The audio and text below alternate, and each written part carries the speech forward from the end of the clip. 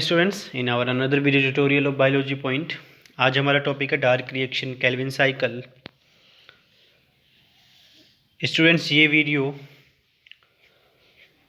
हमारे जो लास्ट के वीडियोस थे, जो लाइट रिएक्शन के वीडियोस थे, उसी का कंटिन्यू पार्ट है।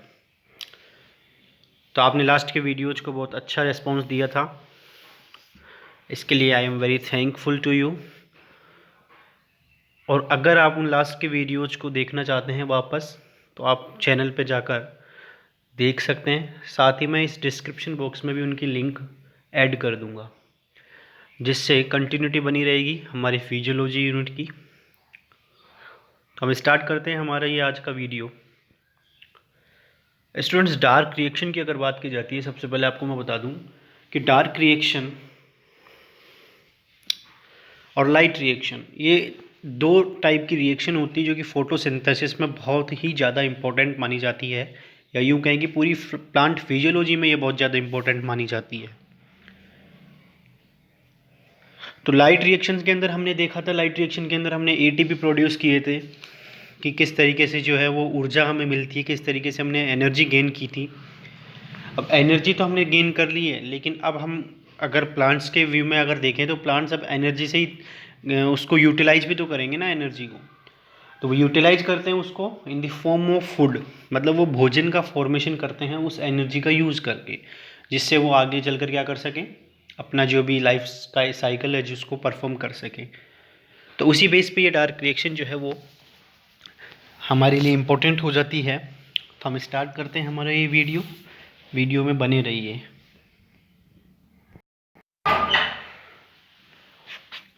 तो सबसे पहले आपको ये एक मैं बता देता हूँ कि ये जो वीडियो है वो एडवांस लेवल के लिए हम नहीं कह सकते इतनी यूज़फुल होगी,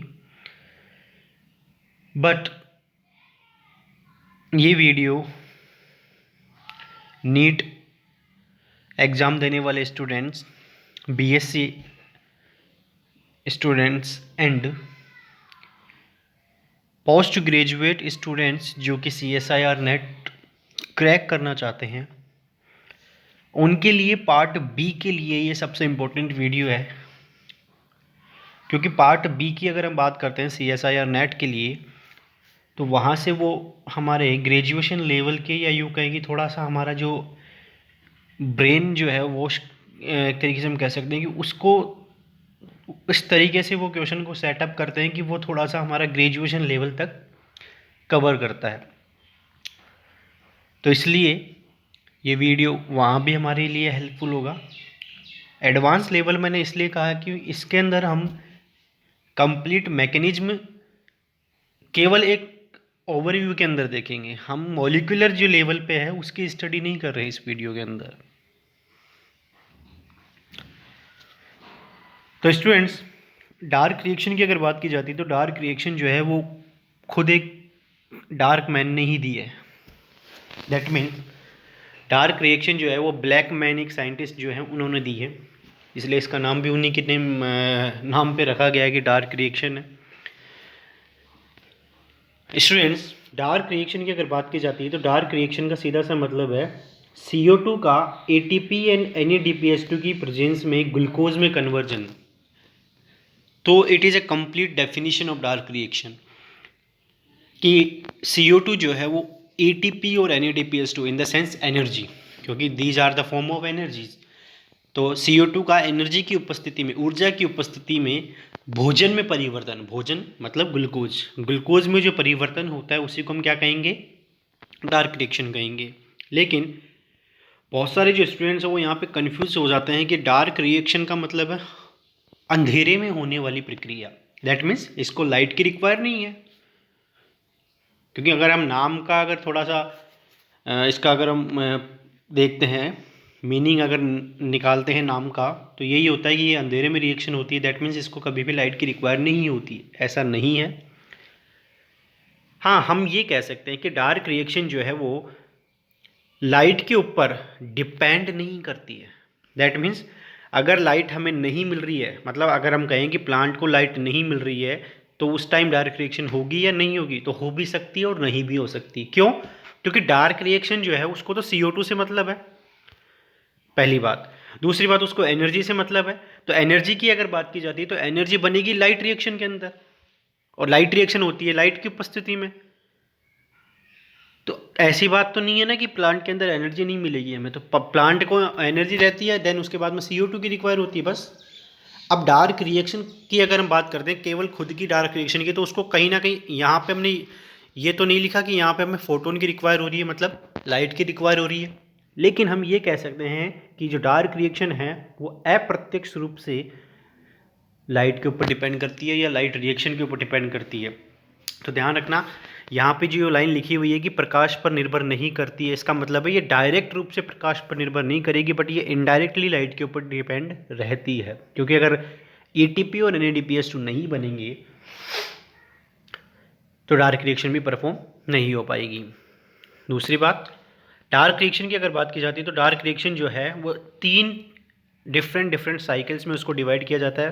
kelvin cycle, H-Slenk cycle and CAM cycle. Calvin cycle को हम यहाँ पे नाम देते हैं C3 साइकिल, H-Slenk को बोला जाता है C4 साइकिल, और कैम साइकिल जो है उसको यहाँ पे नाम दिया जाता है कैम साइकिल। Clear students? आज की इस वीडियो में हम केवल अभी बात करेंगे केल्विन साइकिल के बारे में, फिर नेक्स्ट वीडियोस के अंदर हम नेक्स्ट जो 2 बची हुई साइकिल्स हैं उनके बारे में देखेंगे। तो हम स्टार्ट करते हैं हमारी केल्विन साइकिल।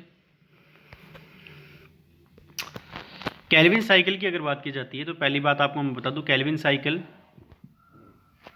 जैसा कि नाम है, केल्विन ने ही इसको डिस्कवर किया था।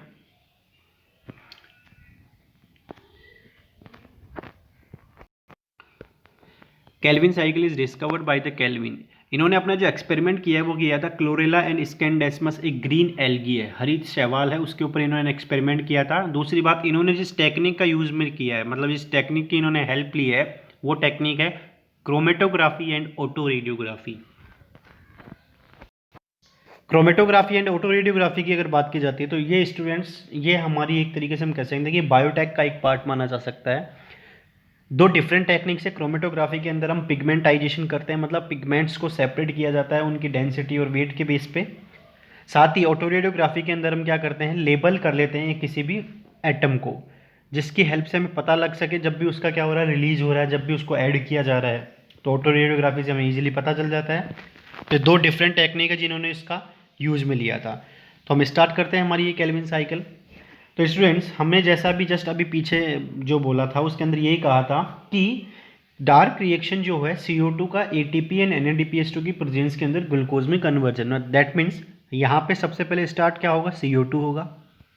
क्लियर बात यहाँ पे।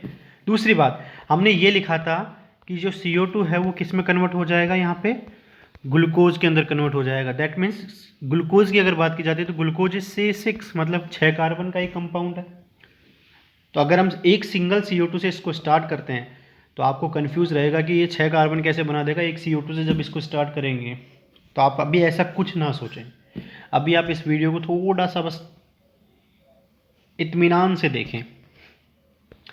तो हमने क्या देखा कि सबसे पहले जो है वो CO2 जो है वो RuBP के साथ में क्या करता है, रिएक्शन करता है। दैट मीन्स RuBP के साथ में ये रिएक्शन करता है। RuBP की यहाँ पे फुल फॉर्म जो है वो होती है राइबुलोज 1,5-बिस फॉस्फेट, राइबुलोज 1,5-बिस फॉस्फेट, जो कि एक 5 कार्बन की शर्करा है। तो CO2 जो होता है इस RuBP के साथ में रिएक्शन करता है, देन RuBP जो है वो रुबिस्को एंजाइम की प्रेजेंस के अंदर, ध्यान रखना स्टूडेंट, RuBP इस रुबिस्को एंजाइम की प्रेजेंस में किस में कन्वर्ट हो जाता है, PGA के अंदर। PGA का यहाँ पर मतलब है फॉस्फोग्लिसरिक एसिड, जो कि 3 कार्बन का कंपाउंड है। इसके बाद में PGA जो है वो कन्वर्ट हो जाता है यहाँ पे ट्रायोज फॉस्फेट के अंदर, एंड ट्रायोज फॉस्फेट या इसको हम नाम दे सकते हैं PGAL।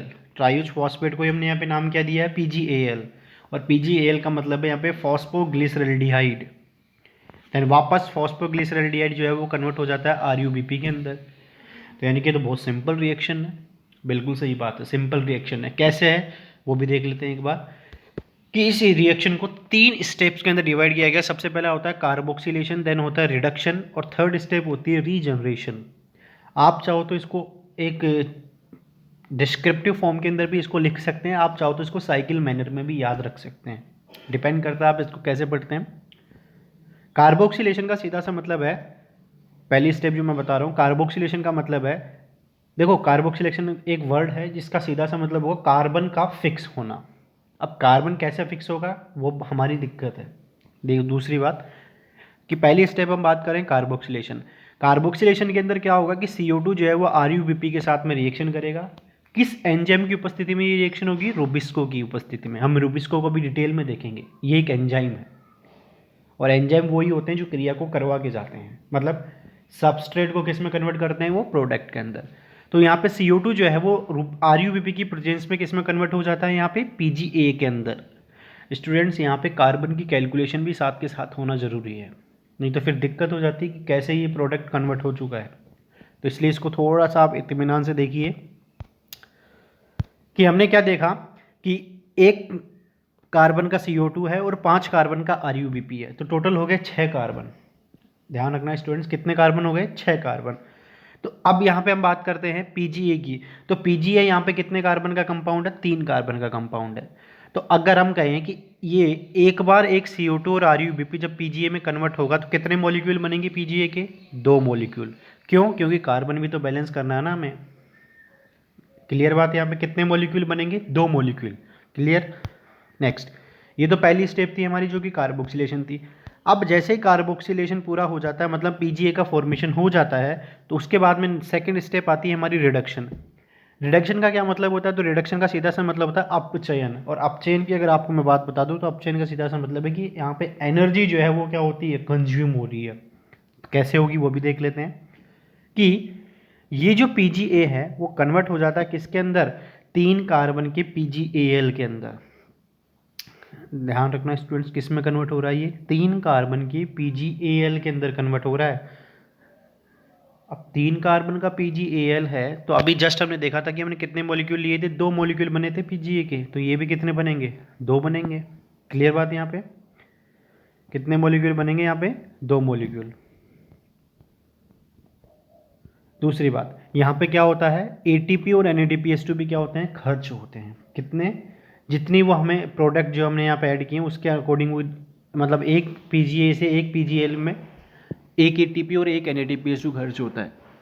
क्लियर बात? यहाँ पे तो जितने मॉलिक्यूल होंगे वो तो उतने मॉलिक्यूल यहाँ पे ऐड हो जाते हैं, वो भी हम देख लेंगे। एक बार आप पहले प्रोसेस को समझ लीजिए कि जैसे हमने यहाँ पे क्या देखा कि PGA से जैसे ही PGAl बनता है, तो PGAl जैसे ही बनता है तो PGL तो यहाँ पे कितने कार्बन के हो गए? अब क्योंकि 2 मॉलिक्यूल हम बात कर रहे हैं तो यहाँ पे 6 कार्बन हो गए, 6 कार्बन हो चुके हैं। अब वापस जो थर्ड स्टेप आती है हमारी रीजनरेशन। तो रीजनरेशन का मतलब है कि वापस RuBP का फॉर्मेशन। और वापस जब RuBP बन जाएगा, मतलब इस 6 कार्बन के कंपाउंड से हमें बनाना है कितने कार्बन का कंपाउंड? 5 कार्बन का। लेकिन हमारे पास तो 6 कार्बन है और 6 से आप 5 बनाओगे, इसका सीधा सा मतलब है कि उसमें से आप एक को कम करोगे, मतलब उसको रिमूव करोगे कहीं ना कहीं। तो रिमूव का सीधा सा मतलब है यहाँ पे कि जैसे ही PGAl या ट्रायोज फॉस्फेट जिसे हम कह रहे हैं बनती है, तो वहाँ से एक CO2 जो है वो क्या हो जाती है? रिलीज हो जाती है। वेरी इंपॉर्टेंट पॉइंट है ये CO2 क्या हो जाती है? रिलीज हो जाती है। और ये जो CO2 होती है किसके फॉर्म में रिलीज होती है? यहाँ पे आपको मैं बता दूं, क्योंकि यहाँ पे ये जो प्रोसेस है ये रिडक्शन प्रोसेस है, तो ये CO2 जो है वो रिलीज तो होती है, लेकिन यहाँ पे ये CO2 जो है वो मतलब रिडक्शन प्रोसेस की हेल्प से किसके अंदर कन्वर्ट हो जाती है? ग्लूकोज के मोनोमर के अंदर। किसके अंदर कन्वर्ट हो जाती है? CH2O के अंदर कन्वर्ट हो जाती है। तो यानी कि हमें तो मेन काम तो कार्बन से है कि ये जो 6 कार्बन का कंपाउंड यहाँ पे बन रहे थे 2 मॉलिक्यूल के साथ में, अब वो कितने के रह गए? अब 5 के रह गए। कितने कंपाउंड, कितने कार्बन का रह गया? वो 5 कार्बन का। तो अब इजीली रीजनरेशन की सहायता से क्या बन सकता है? RuBP बन सकता है। बात यहाँ पे, तो अब क्या बन सकता है? यहाँ पे RuBP का फॉर्मेशन जो है वो हो सकता है। लेकिन ये जो इस प्रोसेस हमने स्टार्ट की है वो एक CO2 से और एक RuBP से स्टार्ट की है। लेकिन अगर हम देखें लास्ट में जो प्रोडक्ट बन रहा है वो तो 6 कार्बन का है। तो स्टूडेंट्स यही रीज़न है कि इस जो साइकिल के अंदर आप देख रहे हो 6 CO2 लिखे गए हैं, 6 RuBP लिखे गए हैं, वो यही रीज़न है। तो अगर आपको एक का समझ में आ चुका है कि एक से 2 मॉलिक्यूल बनेंगे, तो 6 से कितने बनेंगे? 12 मॉलिक्यूल। क्लियर बात है? यहाँ पे 6 से कितने बनेंगे? 12 मॉलिक्यूल। और 6 मॉलिक्यूल हमने क्यों लिए हैं? क्योंकि एक CO2 से कितने बन रहे हैं? एक CH2O बन रहा है और हमें कितने बनाने हैं ऐसे, 6 बनाने हैं। तो इसलिए हमें कितने CO2 लेने पड़ेंगे, 6 CO2। और दूसरी बात हमने क्या देखा कि एक CO2 प्लस एक RUBP से 2 क्या बन रहे हैं, PGA बन रहे हैं। और यही प्रोसेस आगे चलती जा रही है, उससे एक CH2O बन रहा है हमारा। तो ये एक मतलब है, क्योंकि हमें तो ग्लूकोज से मतलब है, प्रोसेस कैसे भी चले। तो हमें यहाँ पे ऐसे कितने चाहिए, 6। और इनको 6 बनाने के लिए आपको इनको क्या करना पड़ेगा, डबल करना पड़ेगा ना।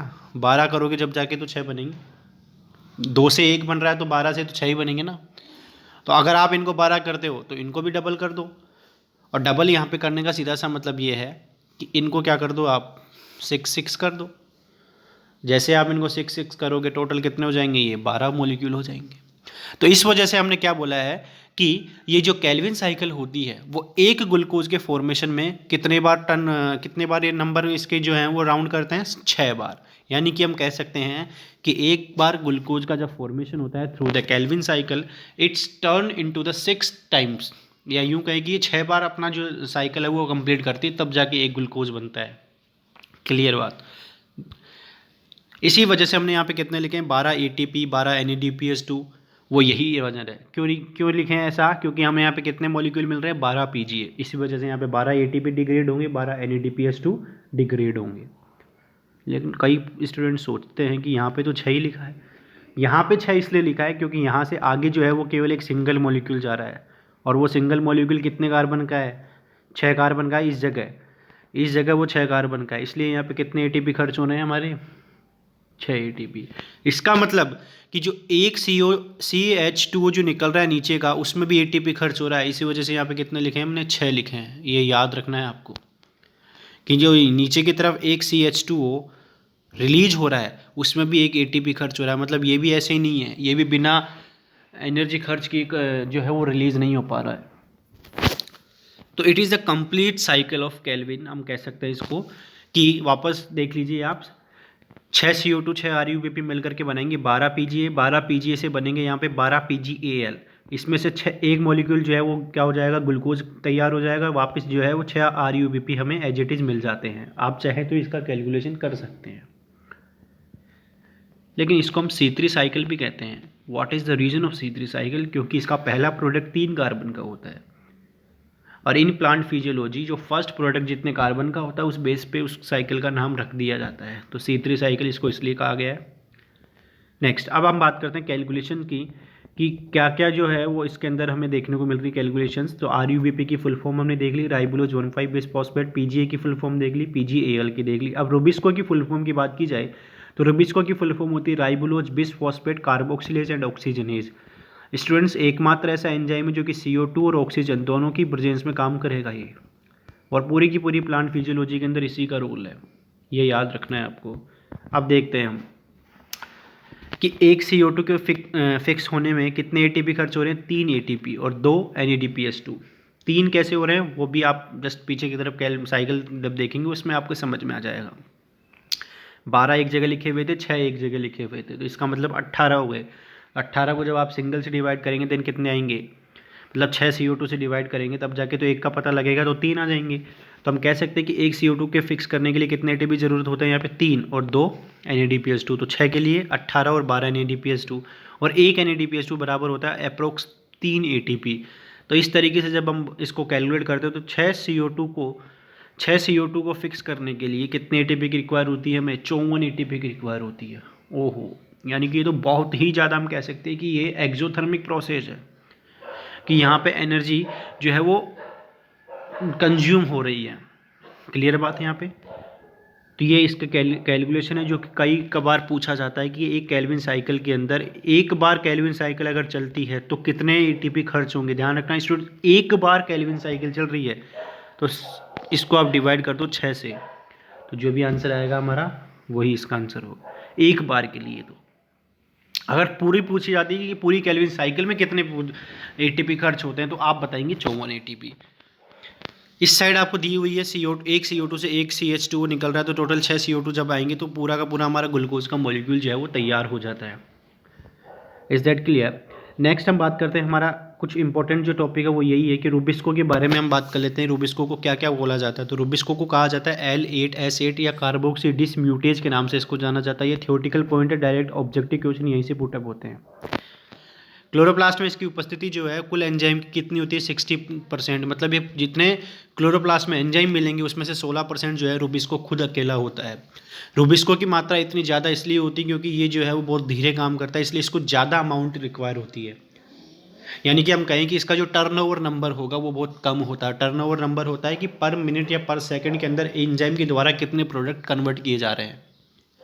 इसके बाद में यह एंजाइम कार्बोक्सिलेज एंड ऑक्सीजनेज दोनों प्रक्रियाएं प्रदर्शित करता है, यानी कि ये CO2 एंड ऑक्सीजन दोनों पे काम करेगा।